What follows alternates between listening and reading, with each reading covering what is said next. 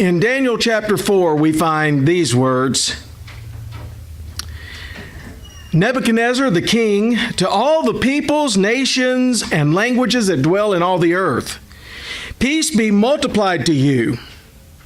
I thought it good to declare the signs and wonders that the Most High God has worked for me. How great are his signs and how mighty his wonders. His kingdom is an everlasting kingdom, and his dominion is from generation to generation. Now, this is not Daniel, although Daniel may have helped him construct this. This is a message from King Nebuchadnezzar, the Gentile Babylonian king. He's the one that says, the Most High God has worked for me. He's the one that says, how great are his signs and how mighty his wonders. His kingdom is an everlasting kingdom, and his dominion is from generation to generation. Nebuchadnezzar then says, I, Nebuchadnezzar, was at rest in my house and flourishing in my palace. I saw a dream which made me afraid, and the thoughts on my bed and the visions of my head troubled me. Therefore I issued a decree to bring in all the wise men of Babylon before me, that they might make known to me the interpretation of the dream. Then the magicians, the astrologers, the Chaldeans, and the soothsayers came in, and I told them the dream, but they did not make known to me its interpretation. But at last, Daniel came before me. His name is Belteshazzar, according to the name of my God. In him is the spirit of the holy God. And I told the dream before him, saying, Belteshazzar, chief of the magicians, because I know that the spirit of the holy God is in you, and no secret troubles you, explain to me the visions of my dream that I have seen and its interpretation. These were the visions of my head while on my bed. I was looking up, and behold, a tree in the midst of the earth, and its height was great. The tree grew and became strong. Its height reached to the heavens, and it could be seen to the ends of all the earth. Its leaves were lovely, its fruit abundant, and in it was food for all. The beasts of the field found shade under it. The birds of the heavens dwelt in its branches, and all flesh was fed from it. I saw in the visions of my head while on my bed, and there was a watcher, a holy one, coming down from heaven. He cried aloud and said thus, Chop down the tree and cut off its branches. Strip off its leaves and scatter its fruit. Let the beasts get out from under it and the birds from its branches. Nevertheless, leave the stump and roots in the earth, bound with a band of iron and bronze in the tender grass of the field. Let it be wet with the dew of heaven, and let him graze with the beasts on the grass of the earth. Let his heart be changed from that of a man. Let him be given the heart of an animal, and let 7 times pass over him. This decision is by the decree of the watchers, and the sentence by the word of the holy ones, in order that the living may know that the Most High rules in the kingdom of men, gives it to whomever he will, and sets over it the lowest of men. An interesting dream. My wife had a dream that needed some soothsaying not long ago. What was that dream about me? You woke up, and do you even remember now? I'm glad you probably don't remember it. Maybe we don't need to understand. It had something to do with me, and it sounded pretty calamitous. Let's put it that way. Here we find Nebuchadnezzar's had another dream. Before I talk about that, I want to read you something that C.S. Lewis has written in Mere Christianity. He says, there is one vice of which no man in the world is free, which everyone loathes when he sees it in someone else, and of which hardly any people, except Christians, ever imagine that they are guilty themselves. Well, I've heard people admit that they were bad-tempered, or that they cannot keep their heads about girls or drink, or even that they are cowards. I do not think I have ever heard anyone who was not a Christian accuse himself of this vice. And at the same time, I have seldom met anyone who was not a Christian who showed the slightest mercy to it in others. There is no fault that makes a man more unpopular, and no fault which we are more unconscious of in ourselves.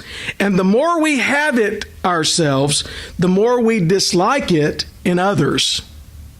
The vice that I am talking about is pride or self-conceit. And the virtue opposite to it in Christian morals is called humility. According to Christian teachers, the essential vice, the utmost evil, is pride. Unchastity, anger, greed, drunkenness, and all that are mere flea bites in comparison. It was through pride that the devil became the devil. Pride leads to every other vice. It is the complete anti-God state of mind.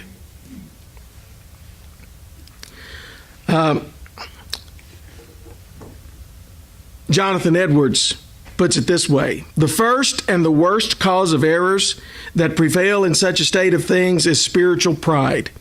This is the main door by which the devil comes into the hearts of those that are zealous for the advancement of religion. 'Tis the chief inlet of smoke from the bottomless pit, to darken the mind and mislead the judgment.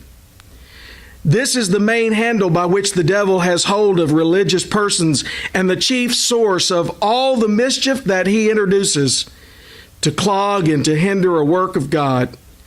This cause of error is the mainspring, or at least the main support of all the rest.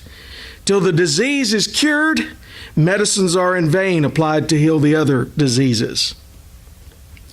So let me ask you a question this morning. How many of you struggle with pride?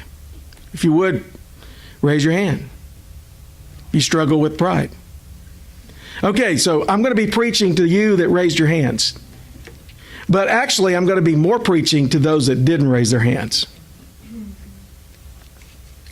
Because this is what Adrian Rogers says: we all, every one of us, every mother's child in this building wrestles with pride.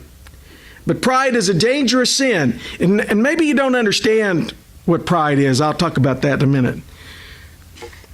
I don't know of anything that is doing more to hold back revival, doing more to ruin and damn our nation, doing more to break up homes, doing more to blast lives, doing more to steal power from Christians, doing more to populate and fill that place called hell than the sin of pride. It's damaging. It's a destroying sin. And it's a deceptive sin. People who are the proudest least admit that they are the proudest. And many people think that they don't need to hear a sermon on pride. They say, well, my goodness, if there's one thing I don't need to hear, it's a sermon on pride. As a matter of fact, they are quite proud of their humility. And many of us have pride that is well hidden, but right here with us. It's like one man said to another, and they were talking, said, well, at least there's one thing that I don't have to worry about, and that's the sin of pride. His friend looked at him and said, well, no wonder you don't have anything to be proud of. To which his remark was, well, I've got just as much to be proud of as you do. Pride. We have to deal with it. What does the Bible say about pride? Proverbs 8:13. Fear the Lord. The fear of the Lord is hatred of evil. Pride and arrogance and the way of evil and perverted speech I hate, says God. Proverbs 11:2. When pride comes, then comes disgrace, but with the humble is wisdom. Proverbs 15:25. The Lord tears down the house of the proud, but maintains the widow's boundaries. Proverbs 16:5, everyone with a proud heart is detestable to the Lord. Be assured he will not go unpunished. Proverbs 21:4, the lamp that guides the wicked, haughty eyes and an arrogant heart is sin. Proverbs 29:23, one's pride will bring him low, but he who is lowly in spirit will obtain honor. Okay, now I'm going to see if this really works. Yes, it does. The first thing I want to talk about is the fact that it is good when we honor God for who He is. The reason we come to church, the reason we gather together is not just so that we can feel good, not just so that we can have fellowship with one another, be encouraged by one another. We need to come mainly to be reminded of who God is. We need to come mainly to worship Him and to be reminded of His place in our lives and where He should be placed in our lives. This lesson that we see in chapter 4 of Daniel, where Nebuchadnezzar has this dream, Nebuchadnezzar has to learn the hard way. How many of you have to learn the hard way? Now look, okay, I know your kids have to learn the hard way. Mine did. Yes, we have to learn the hard way sometimes, and Nebuchadnezzar's no different. He has to learn the hard way that God is the one who rules heaven and earth. Last time I checked, none of you in here, none of you were named God. So none of you really has a right to rule. Heaven rules. That's what this passage is all about. And Nebuchadnezzar, the greatest king the world had seen, has to learn that heaven rules. And he has to learn it the hard way. But it is good for us when we remember who God is to honor Him for who He is. The second thing is, it is good when God troubles our hearts to get our attention. Now, it seems to me that God got Nebuchadnezzar's attention through a dream. He's done it before. Remember chapter 2? Gave him that dream of the statue. Now He's given him another dream. So God gets through to Nebuchadnezzar with the dreams. Not everybody responds to dreams that way. My wife can't even remember that that dream that she had about me the other night. So, obviously, it doesn't make an impact on some people. But God has many methods to get through to us. With some of us, He may use friends to get through to us. With some of us, He may use family to get through to us. Or at least to agitate us to the point we want to seek Him. Anyway, with some of us, God has to use circumstances to get through to us. You've heard the saying, God got my attention when He dropped me flat on my back and I had to look up. It sounds like God's gotten through to you a couple of times that way, Josh. Or runs you over. Or that too. What does God use in your life to get your attention? Well, whatever He has to use, it is good that He gets your attention, right? Nebuchadnezzar has found that God has gotten his attention, but he needs some help. He needs Daniel to come along and to explain this dream to him. Number 3, it's good when God exposes our sin and calls us to righteous living. Now, here's the thing. Some people think that, Chrissy's graduating from college. And I'm sure that Jeremy is proud of her and of that accomplishment. Is he sinning? No, he's not sinning. He appreciates what she's done. He appreciates the value of that and how hard she's worked. and she's proud of him with his work and some of the accomplishments that he has made. We're proud of the people around us that achieve. We're even proud of our own achievements in the sense that we're appreciative. Think of those Olympians that stand up on the platform. There are only usually 3 places: gold, silver, and bronze. Is that a proud moment? Proud for them, for our country, for their families, for the sacrifice that they've made to get there? There's nothing wrong with that. There's nothing wrong with telling people that you appreciate them and you're proud of them. I was thinking of this couple. Sheila and I are getting harder of hearing. The other night, I said something to her. She asked me to repeat it, 3 or 4 times? I think it was the other body. Okay. I'm not sure anymore. This couple had been married 60 plus years, and they were sitting around home, he in his easy chair and she on the couch, and he was feeling a little romantic. Even after 60 years of marriage, you can do that, It's okay. He was feeling a little romantic, and so he looked over at his wife and he said, "Honey, I'm proud of you." She said, "What? What did you say?" He said, "Honey, I'm proud of you." She said, "What was that?" He said, "Honey, I'm proud of you." She looked back at him. She said, "Well, I'm tired of you too." It's the kind of conversations that older people have, unfortunately. But it's okay to be proud of your spouse if you can get that through to them. As the years go on, it's a little harder. But here's the thing. The pride that God hates is the kind of pride that lifts up oneself,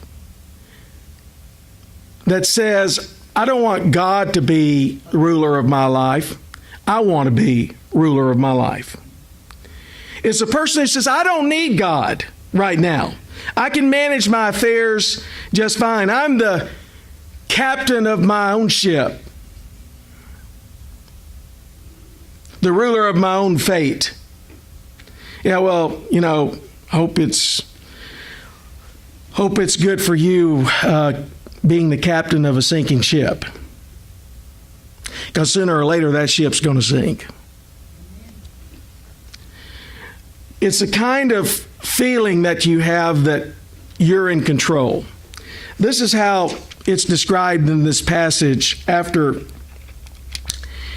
Daniel interprets the dream, and he basically, God gives Nebuchadnezzar a year to get it right, because Daniel says, "I wish this dream referred to your enemies, but this is the interpretation of the dream." He says, verse 22, "It's you, O king, who have grown and become strong, for your greatness has grown and reaches to the heavens, and your dominion to the end of the earth. And inasmuch as the king saw a watcher, a holy one, coming down from heaven and saying, 'Chop down the tree and destroy it, but leave its stump and roots in the earth, bound with a band of iron and bronze in the tender grass of the field, let it be wet, with dew from heaven, and let him graze with the beasts of the field till 7 times pass over him.'" This is the interpretation. "They shall drive you from men. Your dwelling shall be with the beasts of the field, and they shall make you eat grass like oxen. They shall wet you with the dew of heaven, and 7 times shall pass over you, till you know that the Most High rules in the kingdom of men and gives it to whomever he chooses." A year later, it says in verse 28, "All this came upon King Nebuchadnezzar at the end of the 12 months. He was walking about the royal palace of Babylon, By the way, he had at least 3 palaces in Babylon. We don't know which one he was in.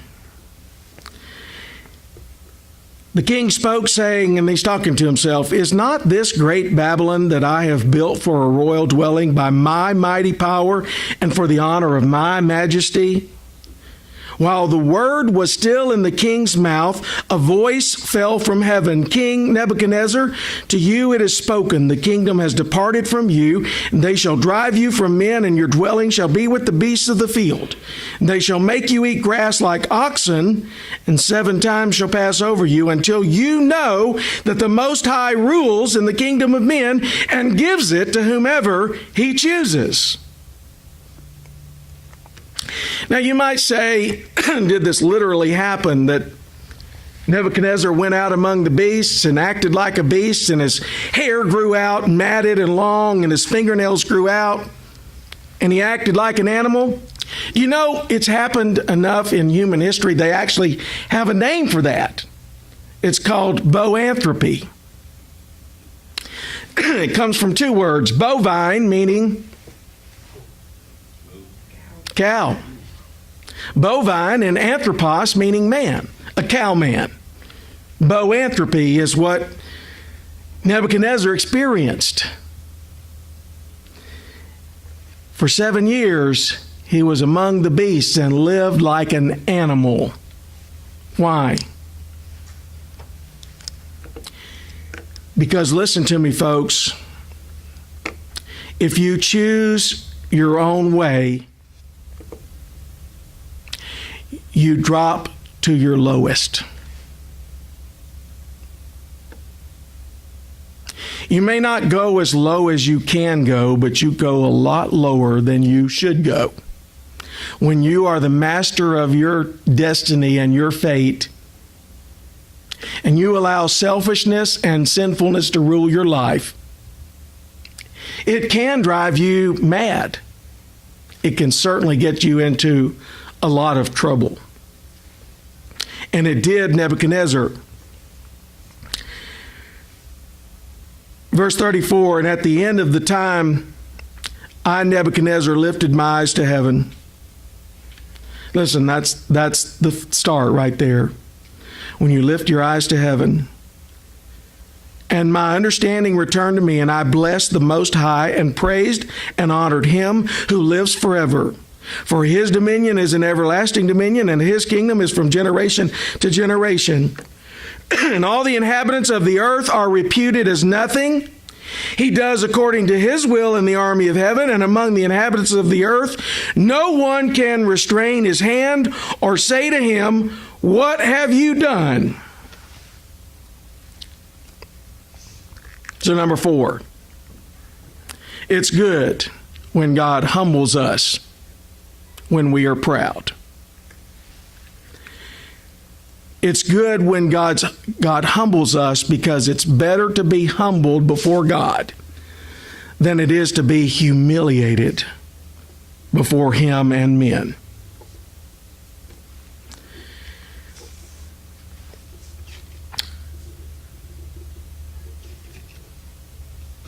I was reading about worms in apples. Anybody ever eaten an apple with a worm in it? If you see an apple with a worm whole, you might think, "I don't want that apple because there's still a worm in it." But that won't be the case. Here's the thing.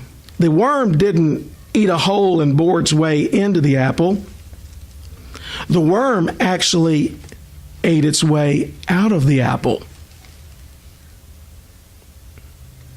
Now you're saying to yourself right now, "Our preacher's gone mad. He's a little daft." And that may be true if my wife's dream is correct. But here's the thing. I didn't get this from me, okay? This isn't something I made up. Actually, what happens, you say, well, how did the worm get there in the first place? Well, the worm was the egg for the worm was laid in the apple blossom.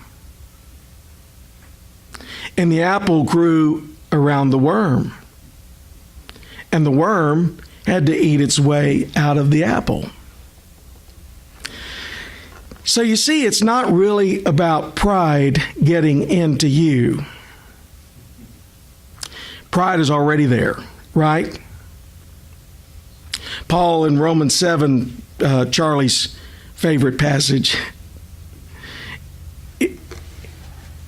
If I do what I don't want to do, it's not I, but it's sin dwelling in me. I know that within myself nothing good dwells. The worm that's the problem in our lives is pride, and it's eating its way out. It's already in. It got in there when we were born. Selfishness was there. It's just working its way out. And until God gets it completely out, because we turn to Him and allow Him to change us, it's going to be a devastating thing for us. So it's good when God humbles us when we're proud. And He has His ways, doesn't He? Number 5, it's good when we praise God because He always does what is right. That's how this passage ends. Verse 36, at the same time my reason returned to me, and for the glory of my kingdom my honor and splendor returned to me. My counselors and nobles resorted to me, and I was restored to my kingdom, and excellent majesty was added to me. Now I, Nebuchadnezzar, praise and extol and honor the King of heaven, all of whose works are truth, and His ways justice, and those who walk in pride He is able to abase. This is how the New Testament puts it. Jesus says, for everyone who exalts himself will be humbled, and everyone who humbles himself will be exalted. Philippians 2:3, do nothing from selfish ambition or conceit, but in humility count others as more significant than ourselves. 1 Peter 5:5, God opposes the proud but gives grace to the humble. James 4:6, but He gives more grace. Therefore He says, God opposes the proud but gives grace to the humble. So what do we need to do today? We need to humble ourselves. And here's the deal. If you are trying to run your life without God, you need to fall on your face and repent and turn to God and say, God, I need you.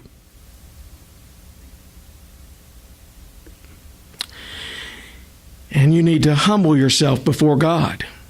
Because if you don't, what does Jesus say? Everyone who exalts himself will be humbled. I like the word to use the word there, humiliated. If you exalt yourself, you'll be humiliated. But if you humble yourself, you will be exalted. Let's pray.